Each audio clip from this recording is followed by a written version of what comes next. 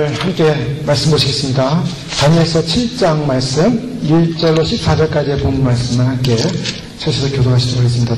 오늘 다니엘 7장 본문 말씀은 적그리스도의 멸망과 인자의 영원한 나라라는 제목하에 함께 해주시는 말씀을 나누기를 원합니다. 7장 말씀부터 12장까지의 말씀은 1장으로부터 6장까지의 말씀과 다르게 완전히 다른 예언의 말씀, 계시의 말씀이라고 볼 수가 있습니다. 특별히 7장에는 다니엘이 꿈을 꾸므로 말미암아 하나님부터 계시를 받게 됩니다. 하나님의 이 앞으로의 미래사, 장래사에 대한 계시를 받게 되는데, 오늘 특별히 1절 말씀에 보면 바벨론 왕 벨사살 원년에라고 말씀하고 있습니다. 6장 말씀에서 바벨론이 망하고 메데 페르시아가 시작되고 다리오 왕 때 다니엘이 다리오 왕 외에 다른 어떤 신에게도 절하거나 또 기도하지 못하는 그런 왕의 명령을 거부함으로 말미암아 사자굴에 들어갔다 나오는 그런 사건이 있지 않았습니까? 그런데 7장에 와서 다시 바벨론 왕 벨사살 원년으로 돌아갑니다. 이 말씀은 그래서 7장부터는 다니엘이 바로 이제 바벨론이 망할 때쯤, 바벨론이 이제 무너질 때쯤에서 하나님으로부터 바벨론이 무너지는 상황 속에서 앞으로 인류 역사는 어떻게 될 것인가에 관한 그런 구체적인 영적 계시를 받게 되는 장면이라고 볼 수 있습니다. 느부갓네살 왕이 꿈을 꾼 것이 다니엘서 2장이었습니다. 다니엘서 2장에서 느부갓네살 왕이 꿈을 꿨는데 신상을 보았죠. 그 신상이 여러 재료로 되어 있는 신상이었습니다. 금으로 머리가 되어 있었고, 또 은으로 되어 있었고, 놋으로 되어 있었고, 그 다음에 철로 되어 있는, 진흙으로 되어 있는 그러한 신상을 보았는데, 그 신상과 같은 맥락에서 또 더 발전된 계시를 다니엘은 받았다라는 것을 우리가 7장에서 볼 수가 있습니다.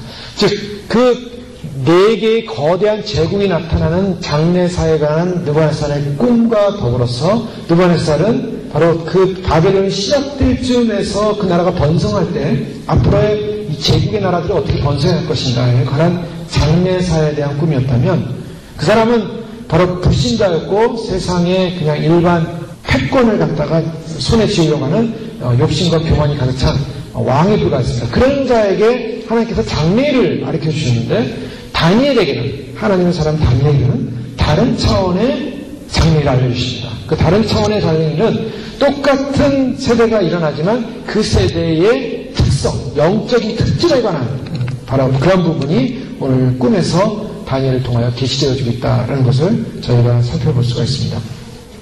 그리고 그 세상적인 나라의 앞으로 바벨론이 멸망하고 세상적인 나라가 어떻게 될 것인가 진행되는 과정의 결과는 무엇인가? 그 결과는 바로 하나님의 아들이신 인자 같은 이가 13절에 결론적으로 나오는 것이요. 굉장히 중요한 말씀입니다. 다니엘 7장 13절 말씀은 인자 같은 이가 구름을 타고 내려오시는 장면. 바로 이것이 인류 역사의 마지막의 결론이다. 그리고 그분이 나라와 권세와 영광을 얻고 모든 자들이, 백성과 방언과 나라와 모든 자들이 그분을 섬기게 될 것이다. 이것이 다니엘 7장의 결론입니다.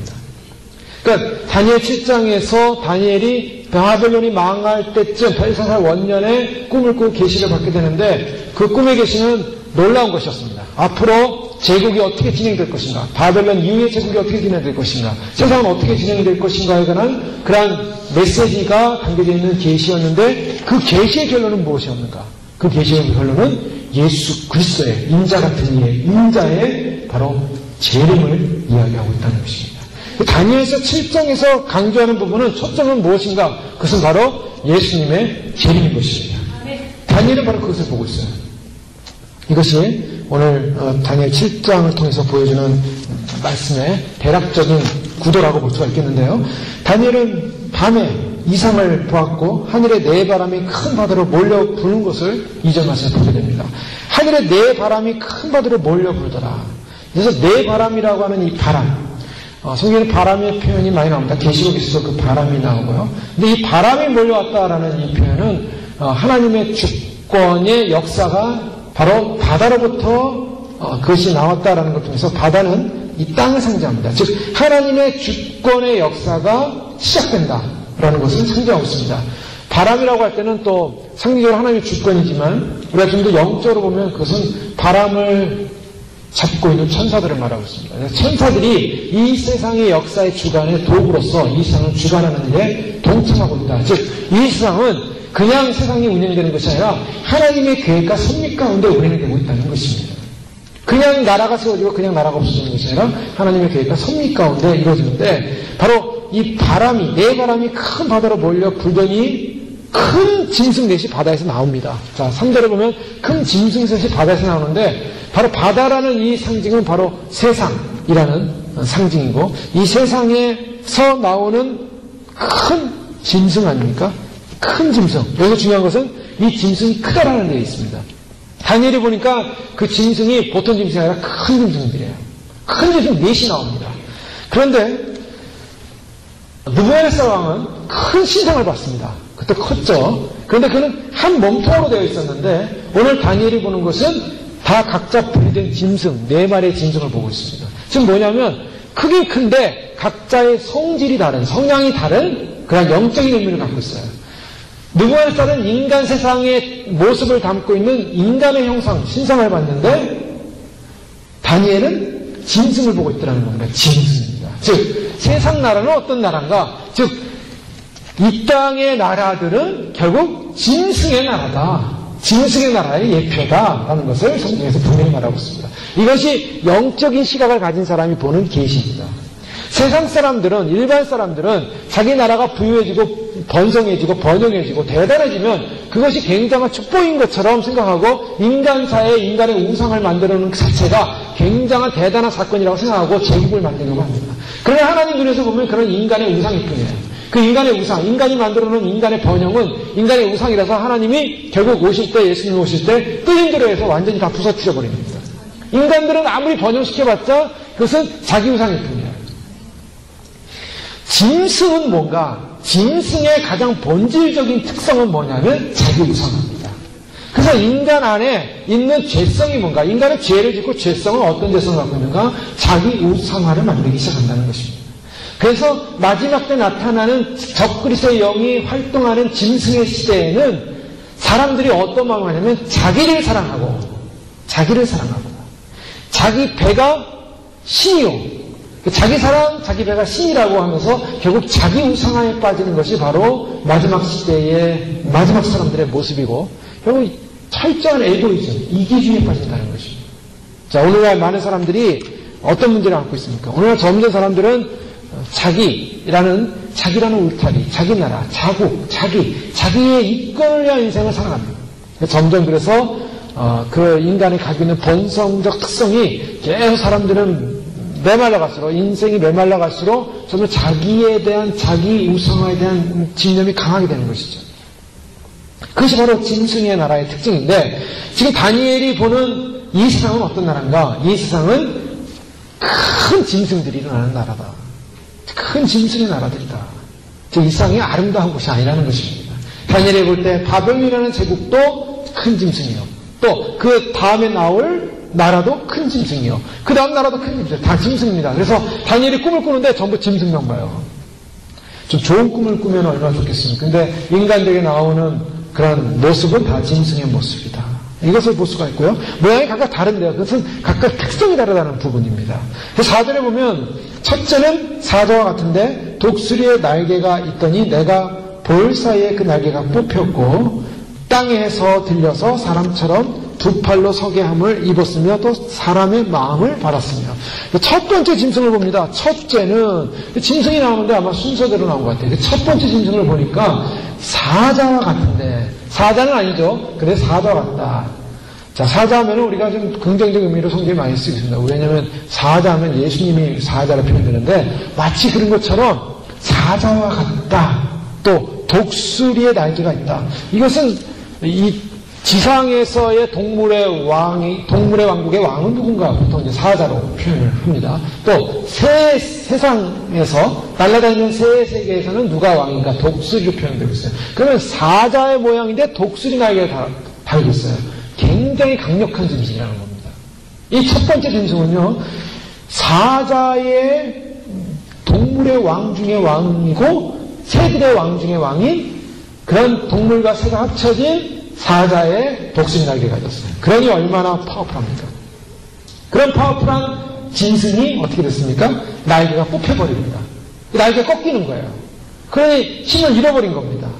그 날개를 막 피고서 막 날아다녔을 텐데, 이 사자가. 그러면서 막 사자가 달려도 빠를 텐데, 날라서 짐승을 잡아먹으니 얼마나 빨리 많이 잡아먹었겠어요? 대단한 짐승 아닙니까? 그래서 날개가 뽑혀버렸어요. 힘을 잃어버립니다. 그랬다가 또 땅에서 들려서 사람처럼 두 발로 서게 함을 얻었더라. 짐승이었는데요.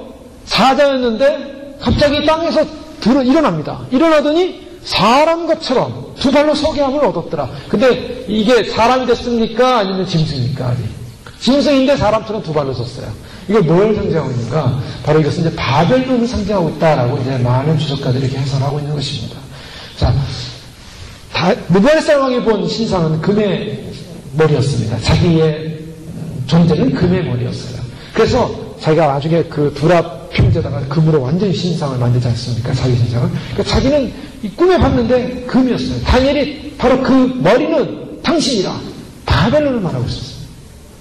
즉 세계 왕국의 제국 중에 가장 번성하고 가장 강력한 제국은 바벨론이었다. 그리고 세계 제국은 점점 약해집니다. 은혜 제국, 노세 제국, 철의 제국, 그리고 철과 진흙이 섞인 제국. 그런 거 보면 이 땅의 제국은 그 제국의 힘, 제국의 힘은 바로 그 지도자, 왕과 연관이 됐는데 지금은 옛날 전제주의 국가 왕권 시대보다는 얼마나 약해져 있습니까? 지금 대통령은 사실 뭐 오래 가지도 않잖아요.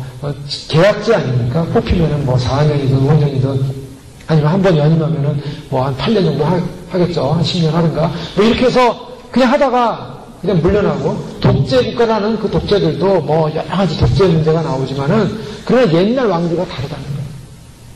그러니까 점점 더 세상 제국은 왕권이 약해진 세상. 나중에 다니엘이 이 짐승들을 보는데 짐승들은 바로 왕들을 말하고 있어요. 왕과 제국 같은 의미를 보여주고 있습니다. 그 왕이 어떤 특성을 가졌냐에 따라 제국이 움직이는 거 아니겠습니까? 그 왕이 아주 포악한 사람이면 계속 정복해가는 거고요.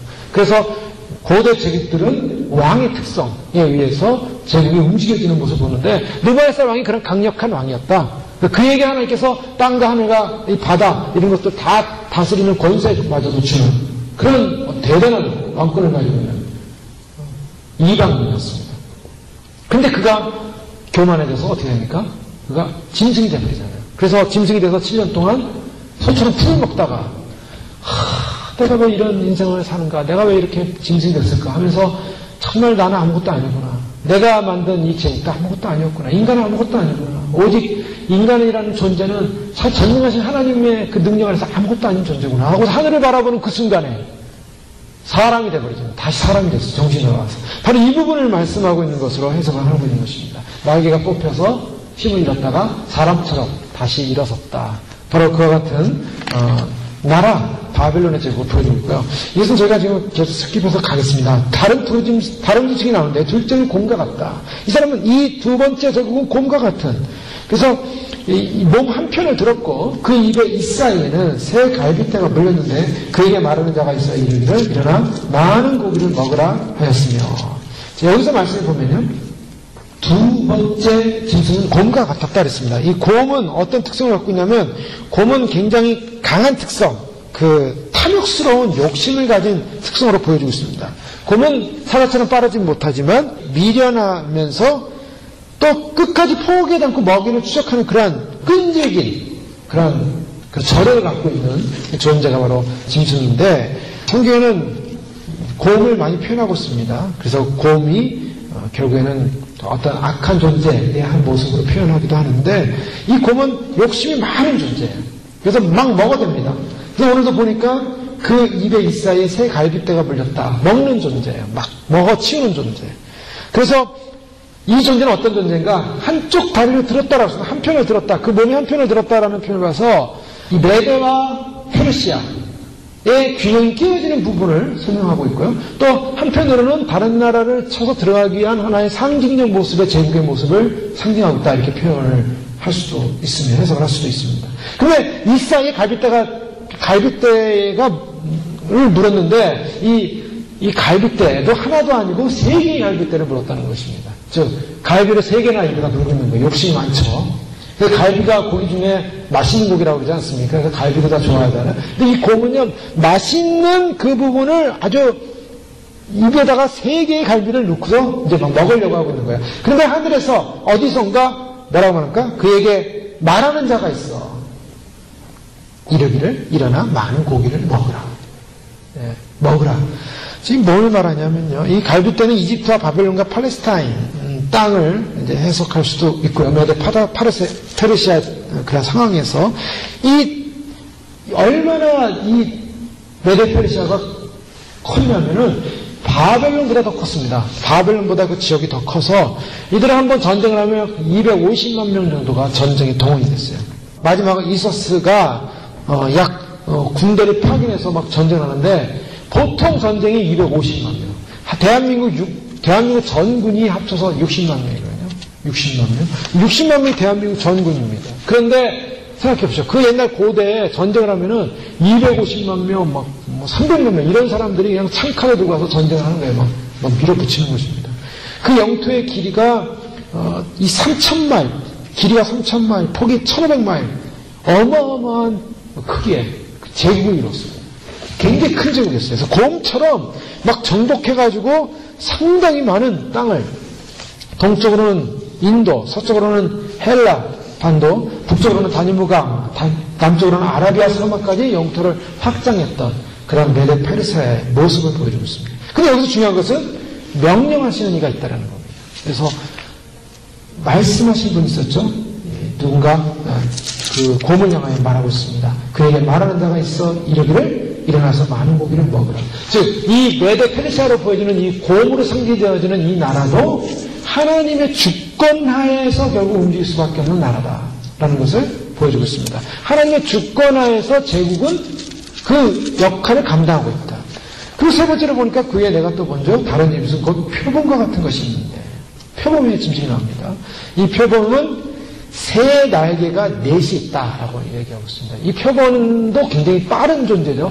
빠르게 달리는 짐승 중에 하나가 표범이라고 말하는데 날개가 4개예요. 즉 두 쌍이 있는 것입니다. 아까 그 독수리의 날개를 가진 사자는 한 쌍이었는데 이 날개는 누구 날개입니까? 새 날개예요. 그런 거 보면 독수리보다는 약한 날개죠. 표범은 빠른 데다가 새 날개까지 달았어요. 이게 얼마나 빠르겠습니까? 이 나라는 알렉산더가 다스리는 헬라 제국으로 보여주는 것입니다. 헬라 제국은 알렉산더 대왕이 전 세계를 정복하기 위해서 인도까지 막 전쟁이 가지 않습니까? 13년 동안 전쟁을 해서요. 그냥 그 메데 페르시아 지하고 전부 다 점령하고 로마를 점령하지 못한 상황에서 다 점령해 갑니다. 그런데 결국 인도까지 갔다가 돌아가자 뭐 난리가 나고 뭐 그 안에 내분 일어나고 막 그래서 다시 돌아가자. 너무 전쟁을 오래 했어요. 10년 동안 전쟁을 했으니까. 그럼 돌아가는 길에 죽습니다. 젊은 나이에 30대. 그래서 바이러스에 걸려가지고 죽어버려요. 굉장히 빠른 속도로 세계를 정복하는 거예요. 전 세계를 정복하는데 그 당시에 13년 동안 세계를 정복했어요. 그러니 얼마나 빠른 정복이었겠습니까? 바로 그런 모습을 상징하고 있습니다. 굉장히 빠르면서 강력한 날개를 4개나 달고서 두 쌍을 달고서 날아다니면서 결국에는 그 세계를 제패하는 하나의 표범과 같은 나라의 모습이 나오고 있습니다. 세 번째.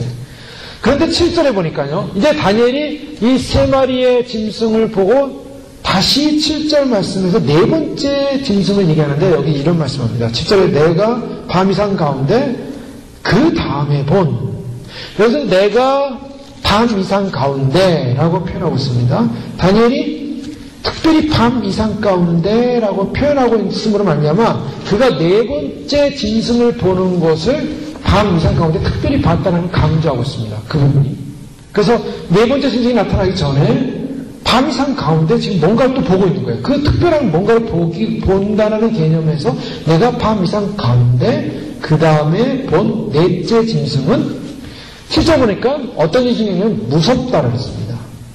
그 다음에 놀랍다고 했어요. 그리고 극히 강하며 또 큰 철이가 있어서 보통 이제 철의 나라로 마지막 느부갓네살이 본 나라는 철과 진이 합쳐진 나라였죠. 철의 나라였습니다. 로마로 알려졌는데 사실 로마로 알려진 이 철의 나라는 당시에 무서운 철 일을 가지고서 먹고 부서뜨리고 나머지를 밟고 그 짐승은 전에 모든 짐승과 다르고 또 10뿔이나 나와 있다라고 말하고 있습니다. 이 네 번째 짐승이 문제였던 것이죠. 자, 그동안의 짐승들은 사자 모양이었고 곰 모양이었고 표범 모양이었어요. 그래도 사람의 눈으로 어느 정도 저 정도 세기를 가늠할 수가 있습니다. 사자는 저 정도 세기, 곰은 저 정도 특성의 세기, 그 다음에 표범은 저 정도 세기, 이렇게 사람의 눈으로 가늠할 수 있는, 잴 수 있는 그런 짐승이었는데, 네 번째 짐승은 이 짐승이 도대체 다니엘이 볼 때 이게 지금 어느 정도의 파워를 가진 짐승인지 지금 감이 안 잡히는 겁니다. 감이 안 잡혀요, 지금. 근데 중요한 것은 이 다니엘이 보는 그 짐승은 굉장히 강하고 극히 강하며 그 다음에 무섭고 놀랍다 그랬어요. 이 네 번째 짐승이 문제예요. 다니엘이 그냥 내가 이상 중에 밤 이상 가운데 뭔가를 그 네 번째 짐승을 보는 순간에 아예 다니엘이 기가 질려버리는 겁니다. 얼마나 다니엘이 기가 질렸겠습니까? 그런데 놀라는 거예요. 놀랍다.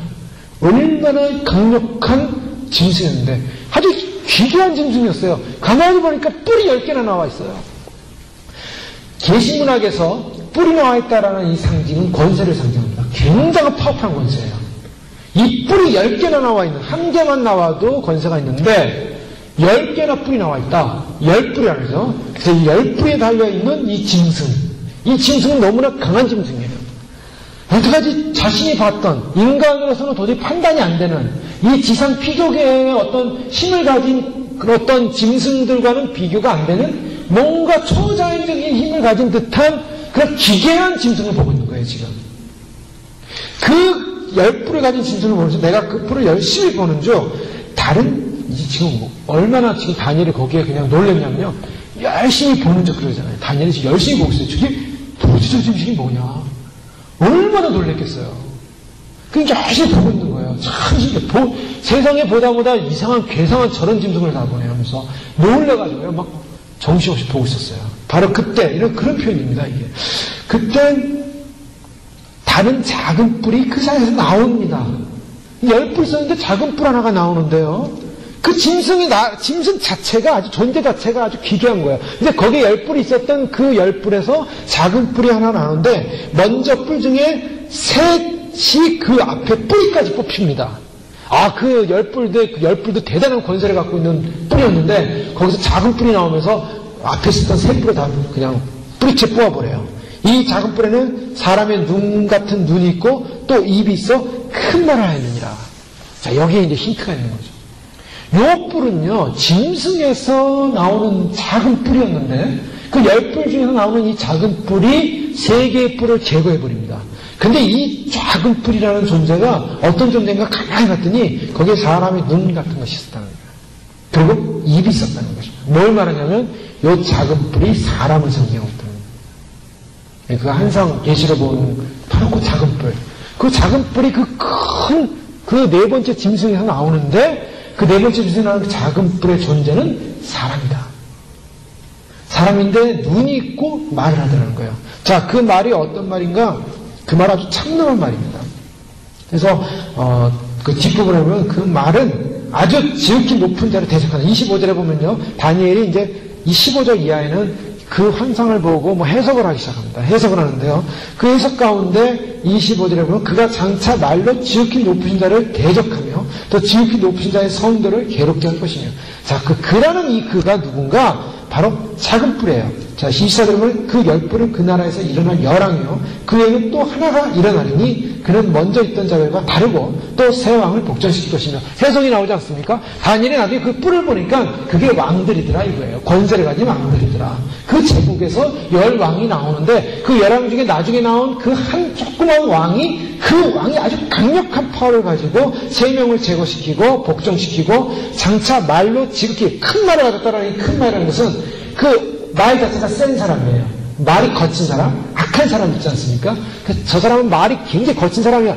악한 중에 악한, 악독한 중에 악독인, 즉 신성 모독을 입에서 막 내뱉는 강력한 사람, 마귀예요, 마귀. 마귀가 들어간, 마귀형이 들어간 아주 하나님을 대적하는, 하나님을 향하여 공격하는 그러한 악한 원수 마귀가 바로 그 자에게 들어가서 나와가지고 말을 하는데요. 하나님을 대적하더라고요.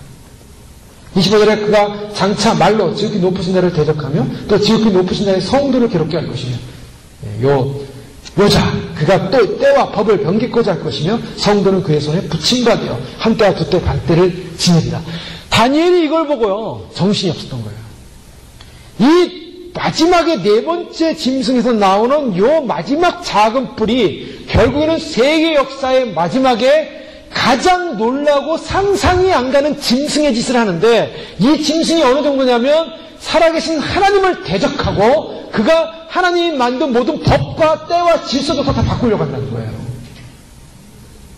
그러니까 이 하나님의 창조 질서에 대적하면서 인간들, 특별히 모든 세계를 장악하는 가운데 성도들을 갖다 핍박하는, 성도들을 죽이는 강력한 존재로 나타났기 때문에 다니엘이 볼 때 너무나 기가 막혔던 거예요. 하나님의 사람들이 바로 이 작은 뿔이라고 나타나는 이 적그리스도죠. 나타나는 이 적그리스도에 의해서 마지막 때 핍박을 당하고 박해를 당합니다. 이런 세상이 온다는 거예요.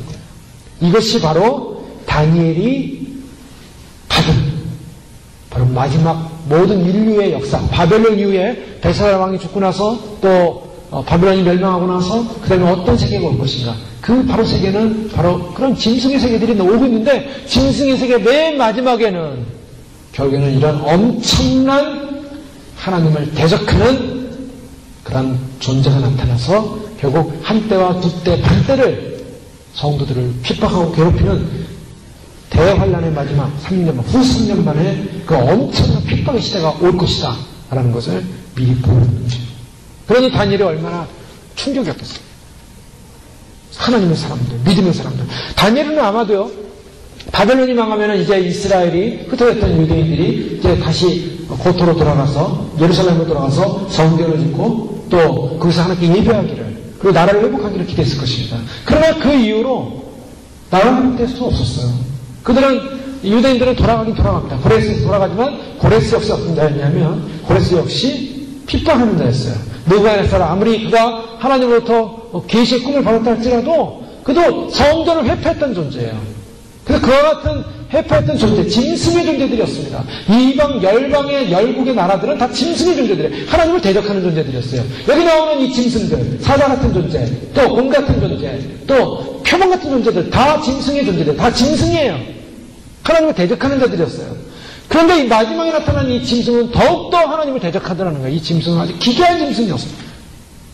그러니 인류 역사의 마지막에 나타날 적그리스도는 어떤 존재인가? 그 존재는 마귀가 직접 들어가서 이 땅의 모든 믿는 사람들을 박해할 것이고, 그리고 이 세상을 장악하면서 자기가 인류 역사의 마지막 최강력한 최고의 파워를 가진 철로 이로 부수고 삼키고 밟고 통치하는 그런 강력한 적그리스도의 세계를 이룰 존재가 나타낸다는 겁니다.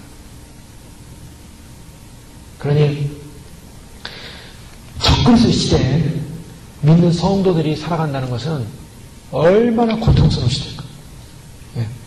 만약에 바벨론 시대에 저희가 살았다고 생각해 보십시오. 메데 파사 시대에 살았다고 생각해 보십시오. 더 나가서 로마 시대에 살았다고 생각해 보십시오. 로마로 알려지는 바로 그 시대. 로마 시대가 이제 이 하나의 역사적으로 보이지만, 그러나 최종적으로 종말론적으로 보면은 바로 적그리스도가 나타나는 시대인데요. 사람들은 뭐 이걸 역사적으로 해석을 하기도 합니다. 역사를 해석할 때 바로 안티오코스 에티파네스라는 존재가 바로 이런 존재였을 것이다. 이 자는 이집트를 치러 가다가 로마에서 방해를 받자 성전에다가, 예루살렘 성전에 가가지고 돼지피를 뿌리고요, 제우스 신상을 세워놓고 강경하게 해서 절하게 했습니다. 절하지 않는 자는 전부 칼로 죽였습니다. 그러니까 이런 예표들이 많이 있어요. 적그리스도의 예표들. 앞으로 유대 성전을 져놓고 유대 성전에다가 자기 우상을 만들어 놓고, 그리고 그것을 절하지 않는 자는 전부 못 베어 죽이는 바로 적그리스도의 예표들이 많이 있었어요. 자, 칼로 못 베었는데요. 칼로 죽이는데 앞으로 세워질 적그리스도의 우상 단지는 어떤 걸 계승할까? 아마도 많은 사람들이 보기에 제우스 신을 따를 것이다. 나치가 바로 그와 같은 신을 따랐고요. 히틀러가 그런 신을 따랐고, 그래서 이 우상, 잘못된 우상, 이 세상의 역사 속에 흘러왔던 그런 마귀가 자기가 존재로서 인정받고 싶었던 그런 거짓 우상을 세워놓고, 거짓 이름을 세워놓고 사람들을 경고받기 원했던 거죠. 아마도 적그리스도 시대, 그 적그리스도도 마찬가지일 것입니다. 자, 이런 엄청난 사건이 일어나는 그러한 앞으로 미래를 보면서 다니엘은 굉장히 충격을 받았습니다. 그런데요, 9절에 보니까 그런 충격 속에서 또 놀라운 장면을 보게 됩니다. 세상을 바라보니까 너무나 충격이었어요. 이 앞으로 미래가 너무나 충격이에요. 근데 9절에 보니까 내가 보았는데 뭔가를 보고 있어요. 뭔가 하늘을 봤습니다. 하늘을 보니까 왕자가 놓이고 옛적부터 항상 계시니가 좌정하셨는데 그것은 희기가 눈 같고 머리털은 깨끗한 양의 털 같고 그 보좌는 불꽃이요 그 밖에는 붙는 불이며 불이 강처럼 올라 그 앞에 나오며 그에게 수정하는 자는 천천히요 그 앞에 시위하는 자는 만만이며 심판을 베푸는데 책들이 펴내었더라. 지금 다니엘이 그런 엄청난 뿔이 나와가지고 그렇게 한때 그때 반대를 갖다 핍박하는 세대를 보는데 바로 그 다음에 내가 보니까 왕자가 놓였더라는 거예요.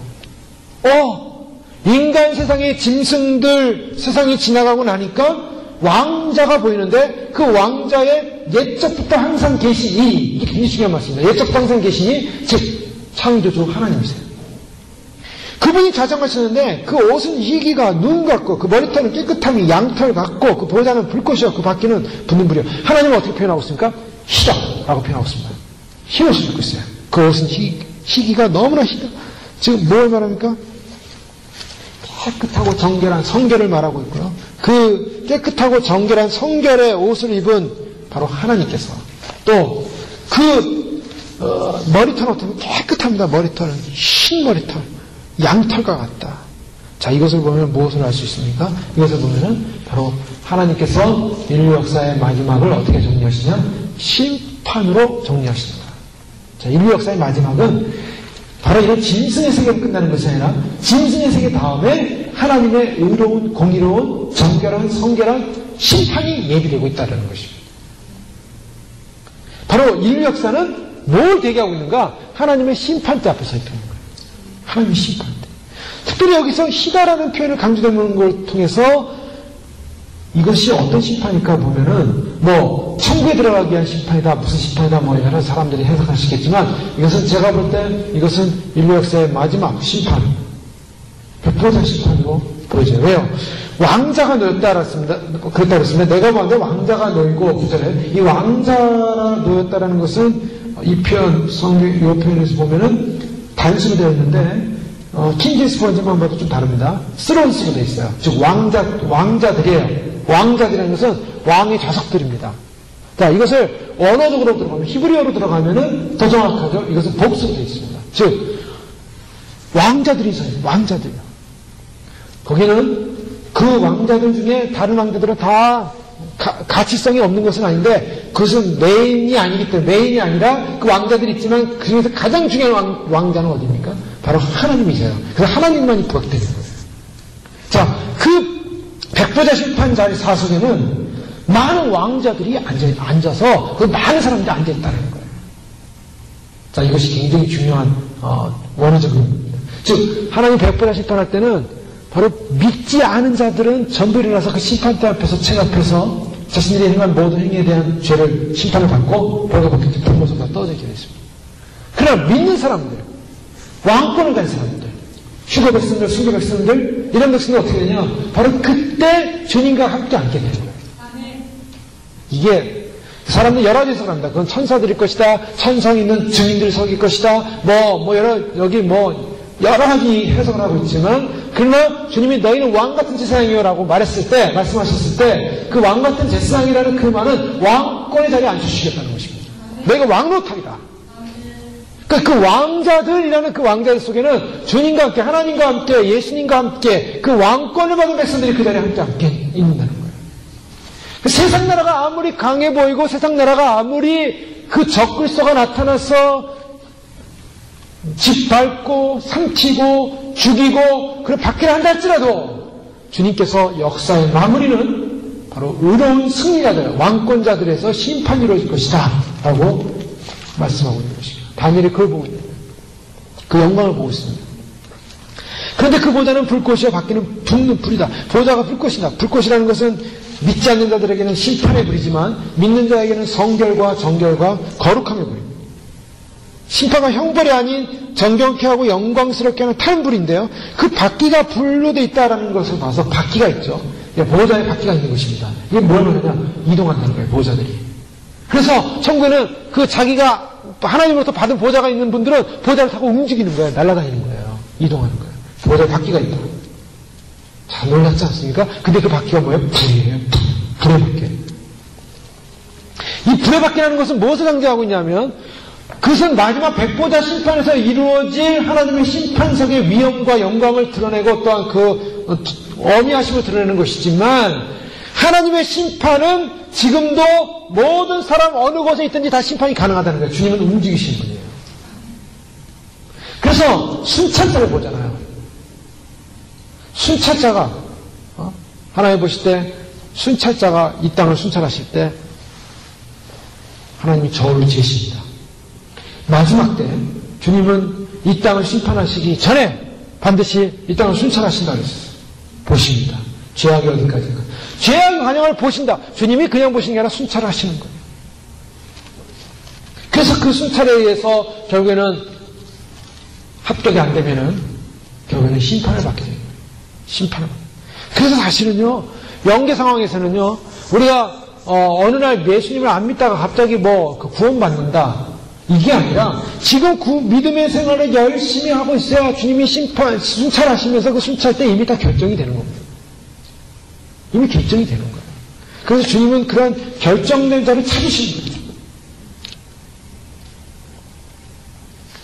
이런 하나님의 불꽃 보좌로 쌓여있는 바로 그러한 데 그 옆에 보니까 수종되는 자가 천천히요. 그 앞에는 만만이다. 어마어마하다. 천천히는 백만입니다. 만만은 1억이에요. 만만이라고 했을 때 1억이에요. 천사가 1억. 천사가 1억만 되겠습니까? 천사가 엄청나요.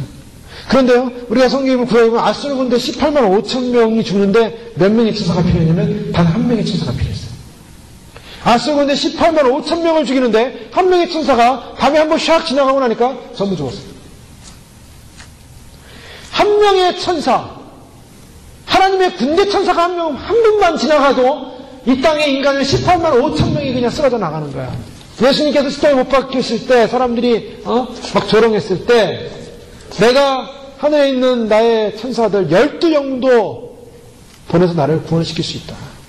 12영이 12진영을 말하고 있어요. 12군단을 말하고 있습니다. 주님은 하실 수 있어요.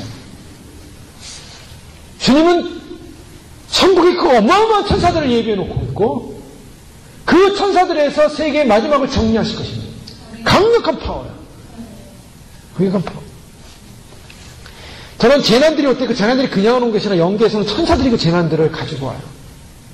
그래서 바람의 천사가 오고 불의 천사가 오고 물의 천사가 오고 그때 그 천사들이 움직이는 겁니다. 이 물질계에서는 그 천사들이 안 보이죠. 그런 천사들에 의해서 재난이 일어납니다. 주님이 명령하셨기 때문에 재난이 그냥 일어나는 게 아닙니다. 주님이 알려주시는 거예요. 천사를 통해 알려주는데 이러한 천사의 사건을 통해서 18만 5천 명이나 되는 사람들이 한순간에 죽어갈 수 있는 그러한 천사 한 명만 해서 그런데 천천히요 만만히요 그 심판석 앞에서 누가 감히 인간의 존재가 인간 세상 인간 제국이 어떤 자가 하나님을 대항할 수 있겠습니까? 거기는 죽음도 사망도 전부 정죄받고 다 불못에 들어갑니다. 아무리 작은 뿔이 세상에 나와가지고 굉장한 흉흉한 모습을 가지고 하나님을 대적하고 믿는 자를 핍박한다 할지라도 핍박받는 그 핍박으로서 믿는 자가 끝나는 것이 아니라 그 핍박 속에서 하나님의 영광을 의지하고 바라보고 주의 영광의 나라, 의의 나라를 소망하면은 반드시 승리하게 되어 있습니다. 왜요? 그 승리는 바로 하나님의 심판 앞에 승리하는 거예요. 자, 그 승리가 뭔가? 그 승리가 11절에 이렇게 되어 있습니다. 그때 내가 그 큰 말하는 작은 뿔의 목소리를 내야 주목하여 보는 사이에 짐승이 죽임을 당하고 그 시체가 상한 바 되어 붙는 불에 던진 바 되었으며 작은 뿔의 목소리를 주목하여 보는데 하도 그 작은 뿔이 계속 얘기하는 거예요. 하나님을 막 신성모독하면서 뭐 저런 이상한 못된 것이 있나요? 그러면서 다니엘이 보고 있었던 것 같아요. 근데 근데 보는 사이에 계속 보고 있는데 짐승이 죽임을 당했더라. 예. 그 작은 뿔이 그 짐승에 붙어 있는 뿔 아니겠습니까? 적그리스도가. 그러니까 짐승 자체가 원수, 사단, 마귀 자체가 그냥 하나님에 의해서, 입김에 의해서 죽임을 당하는 거예요. 그러니까 뭐 적그리스도, 그 앞자리는 적그리스도는 아무것도 아닌 거죠. 짐승이 잡혀 죽으니까 그 십자가 상한 되어 불붙는 불에 던진 바 되었다. 불붙는 불에. 유황불에 들어가는 것입니다. 그 남은 모든 짐승이 건세를 빼앗겼으나 그 생명은 보존되어 정한 시기가 이르기를 기다리게 되었더라. 남은 짐승들이 살아있는데 그런 남은 짐승들은 인류 역사 마지막에 있는가? 이건 그런 표현이 아니고 남은 짐승은 그냥 마지막에 나타난 짐승과 다르기 때문에 이 마지막에 나오는 짐승이 너무나 흉악한 짐승이기 때문에 이 짐승을 먼저 강조해서 지금 단예를 설명하고 있고 나머지 앞에 있는 짐승들은 자기 기한에 맞춰서 하나님을 대적하면서 그냥 적당히 살다가 다른 기한에 맞춰서 끝났다는 거예요. 전전에 내가 또 밤 이상 중에 보았는데 이게 더 중요한 걸 봅니다. 이 하나님의 백보자 심판에서 완전히 승리하실 것을 미리 보는 다니엘. 영계에서 이미 미리 봤어요. 여기서 알 수 있는 것은 뭡니까? 이미 다니엘 시대에 적그리스도의 멸망과 죽음에 대해서 이미 영계에서 선포가 일어났다는 거예요. 이게 중요합니다. 아무리 이 땅에서 앞으로 올 그러한 적그리스도 시대가 온다 할지라도 이미 영계에서는 끝난 존재예요. 주님이 이미 심판을 이루셨어요. 그러나 영계에서 심판이 이루어졌는데 이상에서 이루어지기까지 시간이 걸린다는 거예요. 우리가 이 부분이 있죠. 우리가 하나님께 기도를 합니다. 기도해서 영계에서 이루어졌는데 지상에서 우리 가운데 현실을 이루어지는 시간이 걸리는 거죠. 이게 영계와 현실계의 차이예요. 그러나 그 현실계에서 이루어지는 시간이 빨리 올 수도 있고 늦게 올 수도 있어요. 이미 영계에서 심판이 시작이 됐어요. 이미 영계에서 인이 띄어졌다고 그랬잖아요. 그리고 그분들이 인이 띄어졌다고 했을 때 그분들의 말을 다 무시할 수 없는 거예요. 우리가 안 봤기 때문에. 주님의 음성을 듣고 뒤에 음성을 듣고 눈으로 보고 확인한 것을 그대로 증거했을 뿐이에요. 그렇지 않습니까? 지금 마지막 시대에 인이 띄어졌다는데 현실에서 인이 띄어지고 있는가? 저는 그거에 대해서는 영계에서 띄어졌다 해서 현실에서 바로 일어나는 게 아니에요. 영계에서 예언이 이루어졌다 해서 현실에서 바로 이루어지는 게 아니에요. 하나님은 그걸 조정하시는 거예요. 조정. 왜요? 그 조정하시는 이유가 있습니다. 그것은 바로 이 현실에 있는 사람에게 기회를 주기 때문에. 그것 때문에 조정하시는 거예요. 그것 때문에 믿음을 연장시킬 수도 있고, 믿음을 크게 확대시킬 수도 있고, 주님이 영계에서 이루어진 걸 그대로 이루면요, 살아남은 사람 아무도 없어요. 보십시오. 우리가 죄를 졌다고 생각해 보세요. 죄를 졌는데, 영계에서 죄를 졌어요. 영적으로 이미 죄를 진 겁니다. 그런데, 죄를 지면은 그 죄에 대한 심판이 와야 돼요. 영계에서 바로 심판이 와야 돼요. 주님이 정죄할 수밖에 없어요. 그런데 영계에서 정죄받는다면 어떻게 됩니까? 우리는 바로 당장 죽어야 돼요. 당장 죽어야 돼요. 죄를 짓는 그 순간에 심판받아 죽어야 되는 지형도 그러면 회개할 기회가 없는 거예요. 그 영계에서 죄를 졌다 할지라도 주님이 그 영계에서 지은 죄에 대해서 너가 정말 그것을 깨닫고 회개한다면, 돌이킨다면 용서했다는 그 인터벌이 있어요. 그래서 죄인지도 모르고 있다 나중에 알고 보니까 그게 큰 죄였구나. 하나님 용서해 주시고 회개합니다. 그 영계에서 이미 죄에 대한 목록이 올라가 있었는데 회개를 하니까, 현상계에서 회개를 하니까 주님께서 영계에서 죄를 사해 주시는 거 아니겠습니까? 바로 그 차이가 있는 거예요. 영계의 시간대와 이 물질계의 시간대. 영계에서는 이미 이루어졌어요.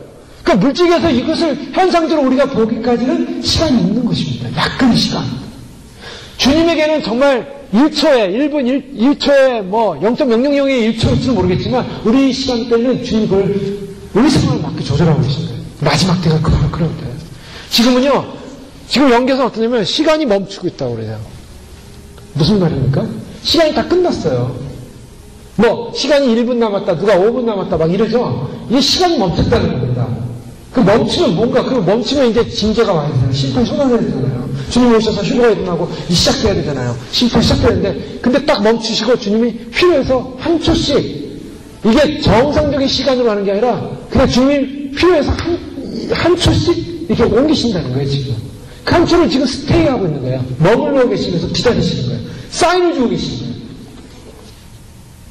자, 주님께서는 영계에서 알려주고 계세요. 이미 알려주셨어요. 알려주시고 난 다음에 그것을 듣는 사람들이 깨닫고 예비하고 준비하라고 주님이 시간을 주시고 계신데, 그거를 예비하지 못한다면 인류 역사에 이제는 기회가 없는 겁니다. 자기 개인에게도 기회가 없는 거고, 영원한 기회가 없는 거예요. 그런데요, 주님께서 이미 적그리스도가 이미 불못에 들어갈 것을 이미 선포하셔서 다니엘 시대에 이미 영계에서 이루어진 거예요. 자, 그런 의미에서 우리는 이 땅을 마지막으로 살면서 적그리스도와 또 이 세상과 이 세상의 종말을 우리는 두려워하지 않습니다. 왜요? 그 계시의 때를 알고 있기 때문에, 계시의 결과를 알고 있기 때문에, 이 세상의 결론을 알고 있기 때문입니다. 그래 또 밤 이성경에 보는데 인자 같은 이가 하늘 구름을 타고 와서 옛적부터 계신 자에게 나와 그 앞에 인도되며, 인자 같은 이가, 이 인자 같은 이 인자의 표현 굉장히 중요합니다. 사람의 아들, 바로 그 사람이라고 하는데 그 사람의 아들입니다. 그 사람의 아들이 왔는데 그 사람의 아들 같은 분이 하나님 앞에 나와서 인도되어 권세를 받습니다. 그 권세를 받는데 14절에 보니까 그에게 권세와 영광과 나라를 주시고, 하나님이 주세요. 위임해요. 그 인자, 하나님의 아들이신 그 사람의 아들이신 그분이 하나님 앞에 와서 권세와 나라를 받습니다. 여기서 이제 예수님께서 복음서로 오면요, 예수님께서 예수님의 메시아 의식이 있었어요. 자, 이것이 이제 신학자들 가운데 굉장히 중요한 신학적 주제입니다. 뭐냐면 예수님의 자의식이라고 그래요. 예수님은 본인을 어떻게 의식하고 계시는가? 예수님은 본인을 어떻게 의식하고 있냐면, 본인을, 예수님 스스로가 예수님을 말할 때 뭐라고 표현했습니까? 잘 아시는 표현이 뭐예요? 예수님이 예수님을 자신을 지칭할 때 쓰신 용어가 뭐였습니까? 인자였습니다. 인자가 온 것은 섬김을 받으려는 게 아니라 섬기려 하러 왔다. 자, 인자. 예수님은요, 예수님 스스로 나 예수는 이렇게 말씀하시지 않으시고요. 예수님은 예수님을 자신을 말씀하실 때 인자라고 얘기했어요. 인자. 이 굉장히 중요한 단어입니다. 예수님이 사역 동안에 제자들과 사람들에게 자신을 계시하실 때 자신을 드러냈어요. 자신을 드러내시는 가장 중요한 용어가 인자예요. 그래서 그 인자론에 많은 이제 신학적 논문이 나오는데요. 그 중에서 세계적으로 가장 유명한 인자론의 대학자는 우리나라 김세현 박사님이라고 있습니다. 지금 플러신학교의 신학 교수님 계신 김세현 박사님이 인자론에서 세계적인 대학자예요. 그 인자론을 언급하기 위해서는 김세현 박사님의 책과 글을 인정하지 않을 수 없어요. 그분 거를 다 인용합니다. 그래서 생기면 다 들어요. 그러니까 정말 한국이 나온 100년 기독교 역사 가운데 유일한 세계적인 복음주의 신학자 중에 가장 복음주의, 가장 실력 있는 분은 이제 김세현 박사님 한 분이에요. 아직까지는. 많은 이제 신학자들이 교수님들이 있긴 하지만. 근데 그분이 강조한 게 바로 그 인자. 인자가 뭐냐. 사람들은요, 그 인자를 가지고 여러 자유주의 학자들은 이것은 예수님을 상징하는 것이 아니다. 그냥 사람들이다. 성도들이다. 이렇게 표현들을 해요. 그런데 분명한 것은 예수님의 자아시 속에는 바로 인자. 그래서 예수님의 자기 계시라는 책으로 게알루스 보스라는 그 신학자가 그 책을 썼는데, 거기도 바로 인자는 바로 누군가? 바로 예수 그리스도를 상징한다. 즉, 인자는 누군가? 예수님입니다. 근데 그 예수님이 심판에 들어오시는 거예요. 다니엘서 7장에서 보여주는 가장 중요한 핵심은 짐승들의 나라가 나오지만 그 짐승들의 나라를 정리하시고 이 땅에 영원한 하나님의 나라, 메시아의 나라, 인자의 나라가 온다. 인자의 나라가 이루어진다라는 분명한 예수님의 재림의 메시지입니다. 다니엘서는 재림의 메시지예요. 아무리 작은 뿔이 일어나서 참남되게 하나님의 성도들을 핍박하고 박해하고 또 하나님을 모독하고 그가 때와 법을 바꾸려고 하지만, 그러나 이 작은 뿔 다음에 인자가 왕으로 말미암아 재림하신 거 말미암아 심판하신다는 것입니다. 주님의 영광스러운 심판. 그것이 11절, 22절, 26절에 계속 심판받는 이 원수 마귀 적그리스도의 모습을 보여주고 있습니다. 11절에도 그가 죽어서 이제 불못에 빠지죠. 22절에도 옛적부터 항상 계시니가 와서 지극히 높으신 자의 성도를 위하여 신원. 이 신원하신다라는 이 표현은 정확하게 표현하면 재판하신다는 말씀입니다. 심판하신다는 말씀입니다. 그 신원이라는 것은 우리의 원한을 갚아주신다라는 표현을 많이 쓰지 않습니까? 그런데 이것의 원어적 의미는 심판하신다. 즉 심판하시는 신원하시는 거예요. 심판하시고. 또 26절 말씀에도 그러나 심판이 시작된 즉 그는 권세를 빼앗기고 끝까지 멸망할 것이고, 여기서 분명히 언급합니다. 심판이 시작된 즉 예수님은 심판의 주인으로 다시 오시는 거예요. 인자 같은. 자, 왜 심판의 주인으로 오십니까? 이 땅의 권세와 영광과 나라는 인자에게 있는 거예요. 이 온 우주 세계의 인류 역사의 인류 인간 제국의 진정한 나라와 영광과 권세는 인자에게 있는 것입니다. 근데 인간들이, 짐승들이 자기 것이라고 빼앗았어요. 자기 것으로 삼았어요. 자기 나라, 자기 영광, 자기 권세로 삼았어요. 느부갓네살이 그렇게 자기 영광, 자기 권세로 삼다가 결국에는 짐승이 되어버렸어요.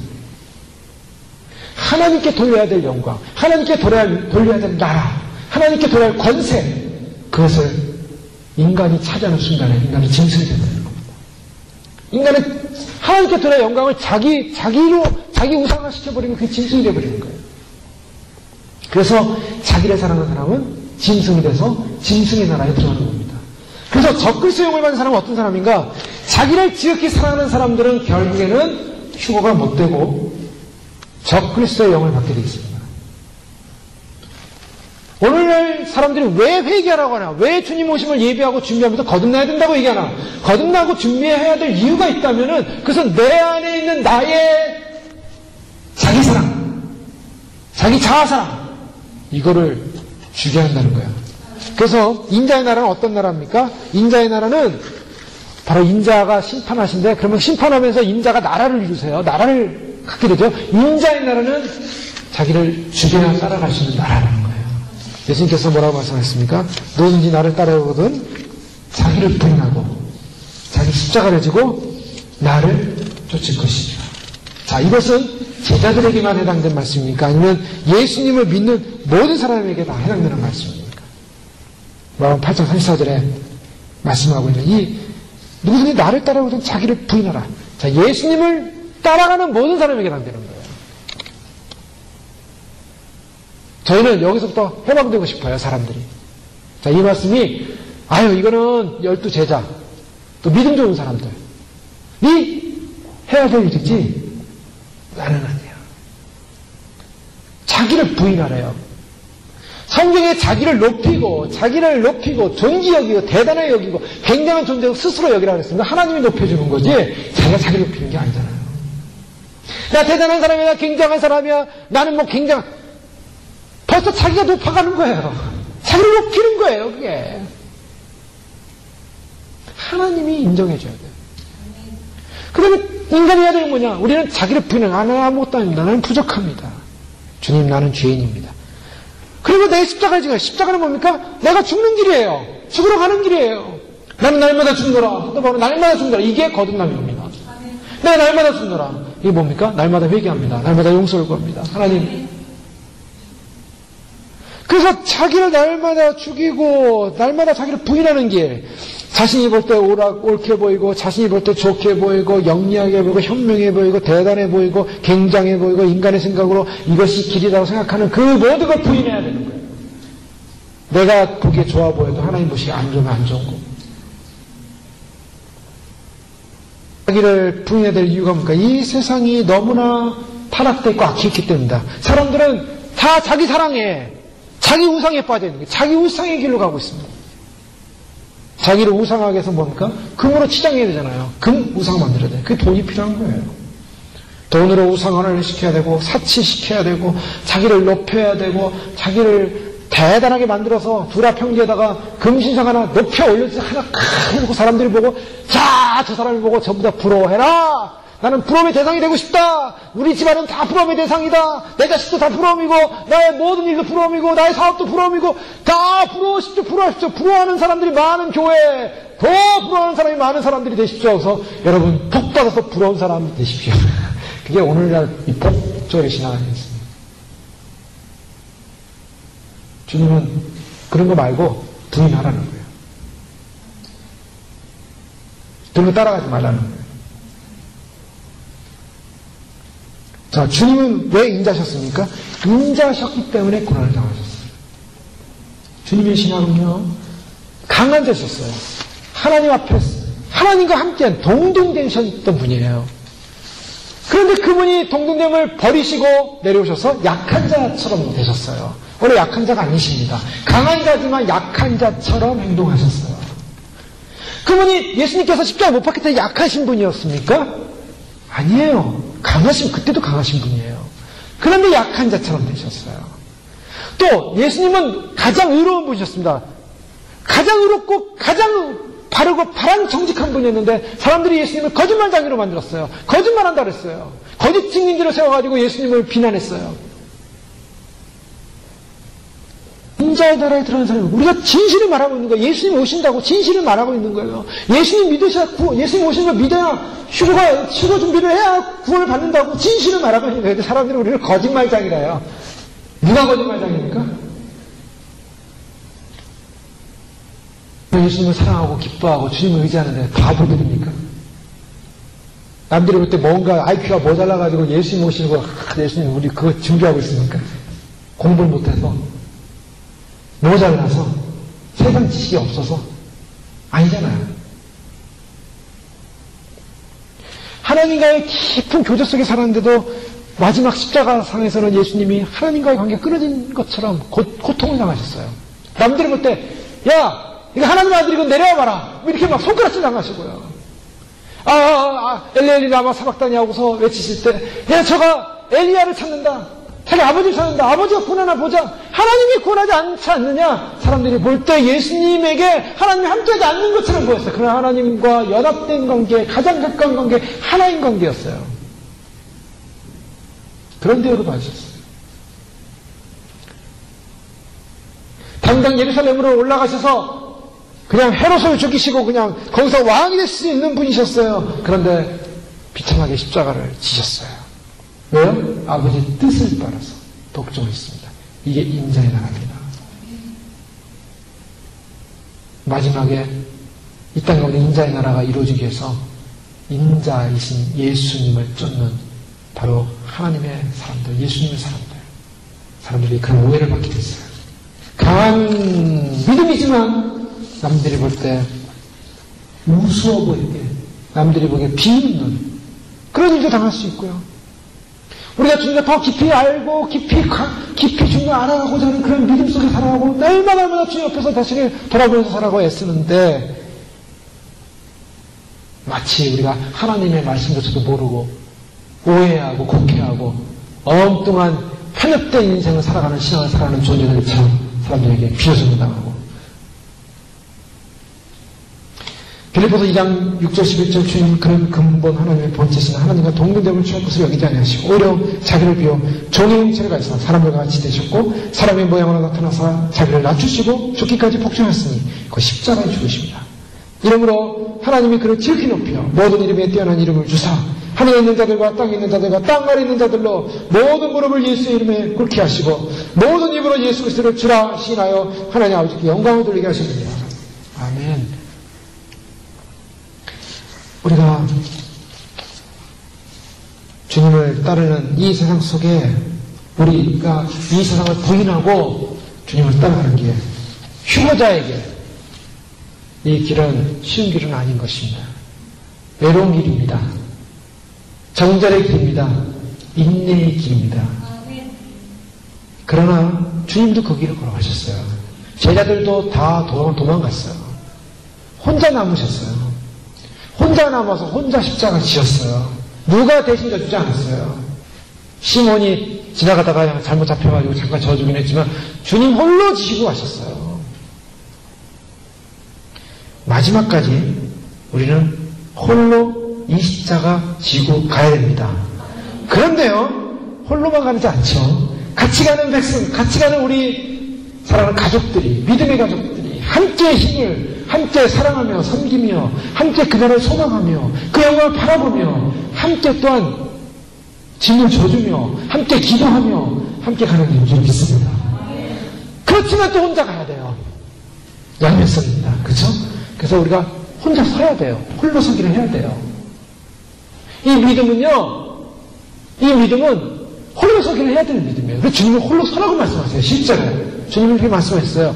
너희가 이 마지막 복음, 마지막 믿음은 홀로 반드시 서야 된다. 홀로 서는 외로운 길이에요. 이거는 내가 이 믿음 붙잡고 이 말씀 붙잡고 이 약속 붙잡고 홀로 서서 가야 되는 길이에요. 홀로 믿음 서서 가다 보면 함께 가는 우리의 가족들이 있고 함께 모이는 가족들이 생기고 주님께서 또한 마지막 때 부르셔서 함께 연합시키는 사람들을 붙여주실 것입니다. 그래서 마지막 휴거자의 수가 차기까지 주님께서 일을 하실 거예요. 끝까지 주님 의지하고 주님 바라보시고 고난받으신 주 예수님을 인자로 영접하지 않은 사람들, 배척한 사람들은 구름을 타고 오시는 주님을 뵐 때 애통할 것입니다. 작은 뿔에 추종하면서 자기 우상을 만들면서 세상에서 자기 우상을 만들면서 자기를 지극히 사랑하면서 자기를 사랑하여 자기를 버리지 못하고 결국 예수님을 따르지 못하고 예수님의 오심을 믿지 못하는 사람은 그날에 부끄러움을 당하게 돼 있어요. 인자 앞에 심판을 받게 돼 있습니다. 그 심판, 1차 심판이 대환으로 떨어지는 거예요. 그리고 거기서 정말 주님의 은혜로 순교형을 받지 못하면 지옥의 영원한 형벌입니다. 다니엘이 입이 딱 벌어졌어요. 인류 역사에 상상할 수 없는 환란이 옵니다. 인자가 이기시기에, 인자가 승리하기 시기에 우리는 그 적그리스도의 세계를 무서워하지 않고 두려워하지 않습니다. 우리 적그리스도의 세계에 사실 들어갈 이유가 없어요. 휴거 백성은 그 적그리스도 시대에 들어가서 적그리스도에 의해서 막 고난당하는 것이 휴거 백성이 아닙니다. 여기서 말하는 것은 이제 여러 가지 해석이 있어요. 세례주적 해석에서는 휴거가 일어난 다음에 이제 유대인들의 핍박과 환란을 말하고 있어요. 자, 아이오비나 이런 데서 믿는 것이 바로 그런 유대인의 핍박과 환란입니다. 이방, 또 어떤 게 이방인과 유대인의 연합된 핍박과 환란을 말하고 있어요. 적그리스도 시대. 그러나 중요한 것은 바로 주님께서 먼저 예비된, 준비된 인자의 길을 따른 사람은 휴거가 있는 천명입니다. 그리고 거기 탈락한 사람들이 결국에는 환란 시대의 적그리스도에게 성대의 마지막 박해를 받으면서 끝까지 믿음을 지켜야 되는 거예요. 휴거에서 떨어지면 그것밖에 남는 게 없는 거예요. 우리는 주님 오실 때 그 영광스러운 휴거, 주님은 가장 영광스러운 인류 역사의 구원의 길을 휴거로 정하시고 그 한날을 말씀하시는 거예요. 그래서 주님께서 백성들에게, 하나님의 백성들에게, 의의 백성들에게 뭘 말씀하십니까? 내가 가니 휴거가 있으니 준비하라 아닙니까? 그게 구원이기 때문에. 개인 심판과 환난을 통과합니다. 그 개인 심판과 환난을 통과하지만은 우리는 지금 그 환난 속에 있지만 이 환난은 기쁨으로 가는 거예요.